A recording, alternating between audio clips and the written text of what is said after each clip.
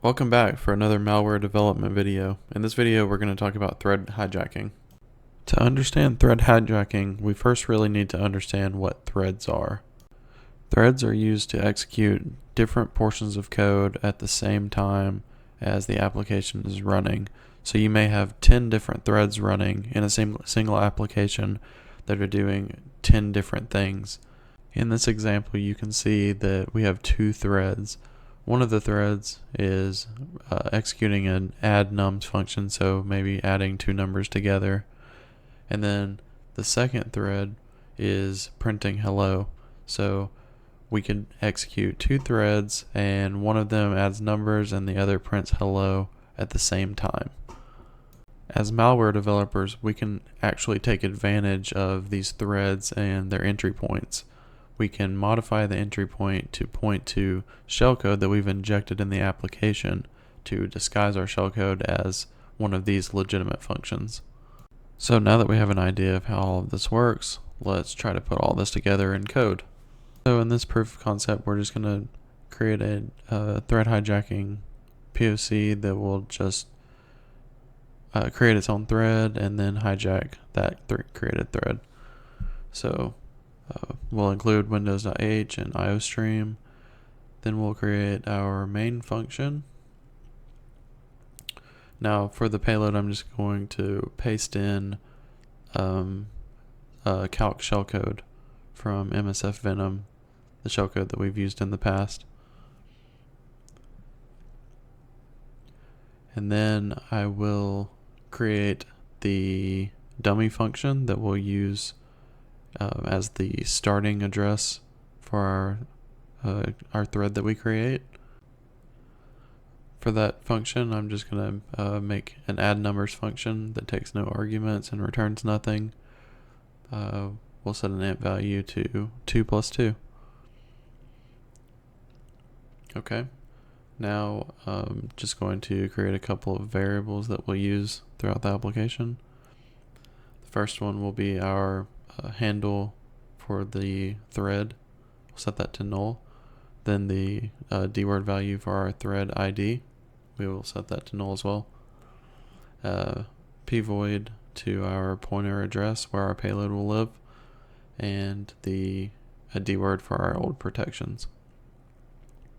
Then we'll create a context with the context flags of context full. I'll add a link to the context structure in the code when I upload it to GitHub. So now we'll just add a print to start the application and a pause. That way we can investigate the code and what's happening. If we take a quick look back at our initial thread hijacking image, you can see the add nums function here at the end of this thread where this thread's pointing. That's essentially what we're going to be creating right now. Next, what we want to do is we want to create our actual thread. So we will use our variable hthread for the thread handle and the function create thread. For our first two arguments, we'll pass null, and then our third argument, we're going to pass our function that we created, which is add numbers. And we want to cast that as a start routine. So we'll use lp thread start routine to cast that. The next argument will be null, which is any arguments for the function. And then we want to create our thread in a suspended state. So we'll use create suspended. And then we want to return our thread ID. Then we're going to just print out that we're creating a suspended thread and pause so that we can look at it when we execute it. Next, what we want to do is we want to allocate some memory for our shellcode. So like before, we'll use virtual alloc. The first value we'll set to null, which is optional. Then the size of our buffer, we want to use the mem commit and mem reserve flags and set it to page read write. After that, we'll just print out that we allocated some memory for our payload, and then we'll pause again.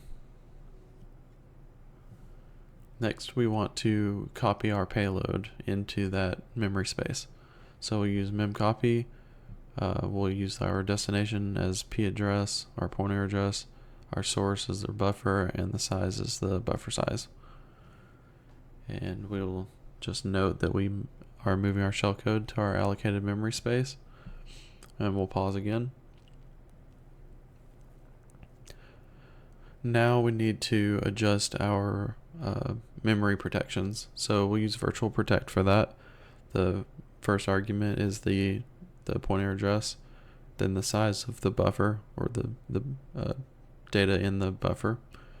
Then we want to change it to page execute read write, so we can execute our payload and set our old protections to our dword old protections variable. Then we'll print out that we adjusted our memory permissions, and we can pause again. Now that we've got our thread created and our shellcode in memory, taking a look back really quick, you can see how we X'd out one of our functions here and made it point to our shellcode in the thread. So that's what we're going to do now. We're going to change the location where our thread points and point it to our shellcode instead of our addNums function. So now that we have our payload in memory, we want to get our thread context. So we'll pass it the handle to our thread and our context structure. Then we'll adjust the context RIP pointer and set it equal to our payload address. We'll cast this as a dword pointer. And then we want to set our thread context equal to context, our modified context. So it will point the RIP in our thread to our payload. Then we will set up to run our payload and exit. So now we just want to wait for single object. We'll pass our thread handle and set it to infinite, so it'll run forever. And we also need to resume the thread. And then we'll just return 0 and try to execute. Okay, so now our payload's running, and I've got process hacker open to the memory location of our process. Now, if you look here at this thread, you can see that we have our created thread points to the addNumbers function. Now, stepping through this, I didn't put a pointer, so we can't really tell where our memory address is without looking through everything. So we'll step through until we adjust our memory protections here to read write execute. Then we can look at this read write execute space, and we can see our shellcode here, FC48. It's a standard MSF Venom shellcode signature there.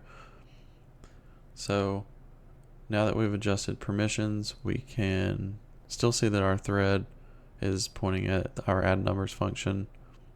And now we can just execute our payload and see if it executes. And there you have it. So our payload executed, and our thread base address was always pointed at addNumbers. Hope you enjoyed this video. Don't forget to like, comment, and subscribe. I'll see you all for the next video.